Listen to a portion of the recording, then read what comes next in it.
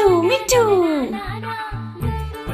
आपल्याला झाडाकडे धावत जाऊन परत यावे लागेल. जो शेवटी पोहोचेल तो बाद म्हणजेच आउट होईल.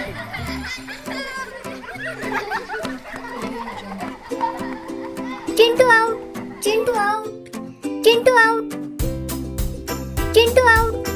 मी तुझ्या बरोबर खेळणार नाही. तुम्ही चिंटूला शांत करा. आजकाल तो प्रत्येक गोष्टीवर रडायला लागतो. बाबा मला खेळायचे नाही. चिंटू मुलांनी रडले पाहिजे का?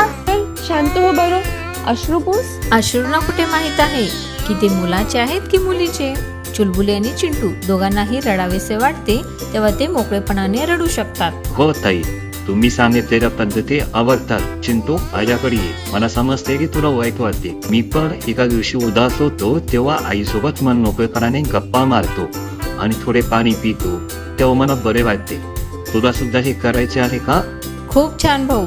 मुलांना बरे वाटण्यासाठी ही पद्धत चांगली आहे. मी अंगणवाडीमध्ये भावना असलेले इमोजीचा तक्ता बनवून मुलांना दाखवत असते आणि त्यांना इमोजी निवडण्यास सांगते. ना घाबरायचं आहे ना लपवायचे आहे.